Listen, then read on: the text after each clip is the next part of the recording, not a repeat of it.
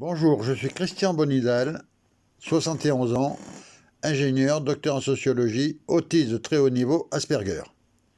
Je vais en quelques minutes vous présenter un projet sur lequel j'ai travaillé pendant plus de 7 ans. Les constats de départ.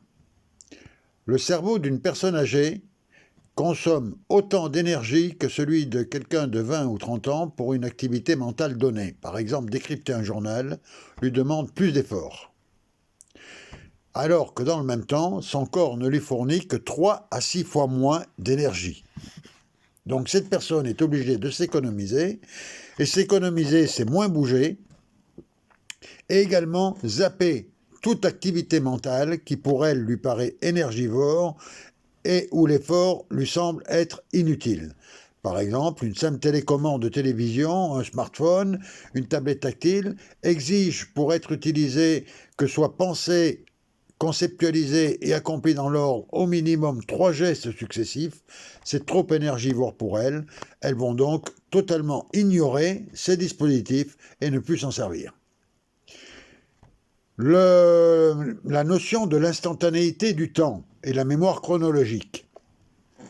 Il vous est tous arrivé, un matin, de vous réveiller avec la tête dans le sac, plus savoir où vous habitiez, et vous avez dû constater qu'en regardant l'heure qui est sur le réveil et en nommant le jour dans lequel vous êtes, d'un seul coup, il y a l'ensemble de l'emploi du temps de la journée qui se remet en place dans le cerveau. C'est tout simplement parce que vous vous êtes remis en cohérence avec votre horloge interne. Cette personne âgée qui, par manque d'énergie, en consomme beaucoup trop, a besoin de recharger ses batteries. Elle s'endort donc souvent dans la journée. Elle finit par ne plus savoir à quelle heure elle vit et elle perd l'accès à sa mémoire chronologique. Le troisième point est la nature de la relation du couple aidant-aidé.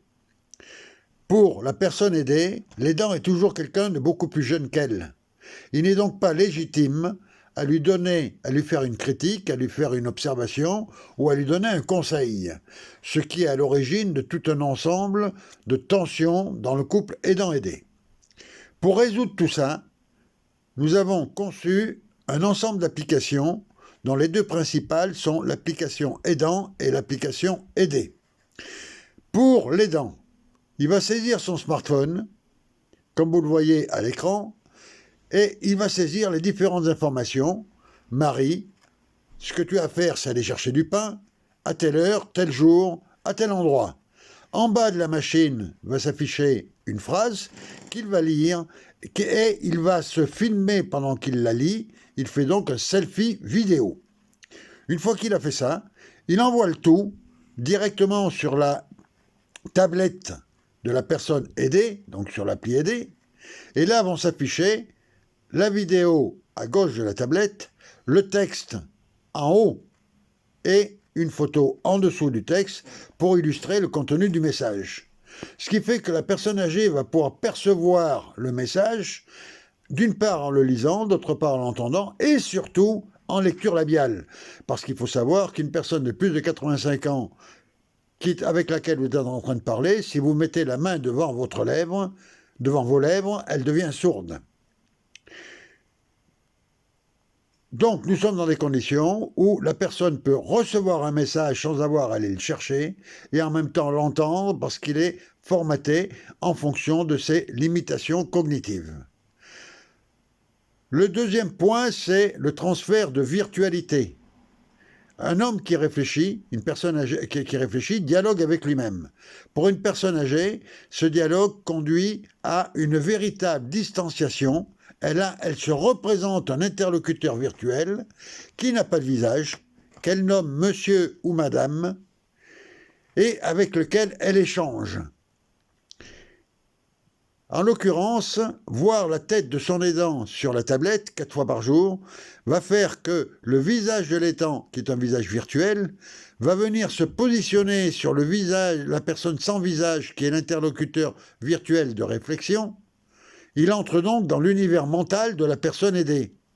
Et à un moment donné, la personne aidée va dire à l'aidant « Tu m'as dit que… » L'aidant n'aura jamais rien dit de ce genre, puisque ce n'est pas lui qui l'a prononcé, c'est la personne âgée qui l'a prononcé en réfléchissant, en méditant, en dialoguant avec elle-même. Nous avons donc un dispositif qui, de par son utilisation, lorsque l'écran de la tablette est noir, je touche l'écran de la tablette, j'affiche le cycle circadien. Je me repère donc dans l'instantanéité du temps, d'où accès à la mémoire chronologique.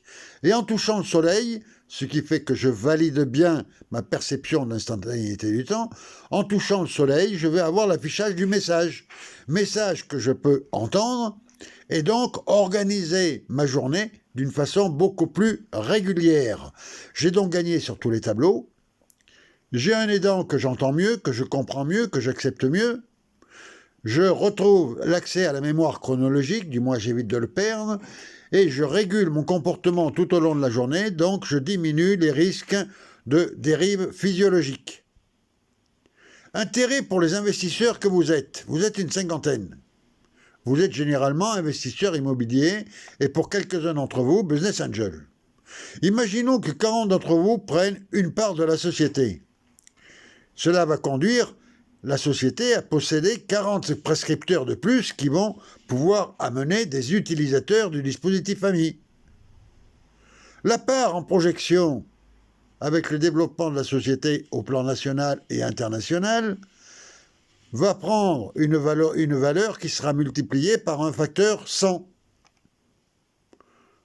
Donc, il y a un gain extrêmement important dans un temps relativement court. Acheter 3 000, la part vaudra 300 000 euros. Simultanément, en étant en relation avec les familles des utilisateurs, vous allez avoir accès à un réservoir d'apporteurs d'affaires immobilières, puisque parmi ces familles d'utilisateurs, il y aura des possibilités de trouver des vendeurs, des acheteurs ou des locataires. Bref, rentrer dans un tel projet est une bonne action sociale, sociétale, responsabilité sociale de l'investisseur, le RSI, va vous permettre, avec un faible investissement, de gagner une somme confortable et surtout de développer tout votre flux d'affaires en tant qu'investisseur immobilier. Voilà, maintenant je vais vous laisser et répondre à vos questions.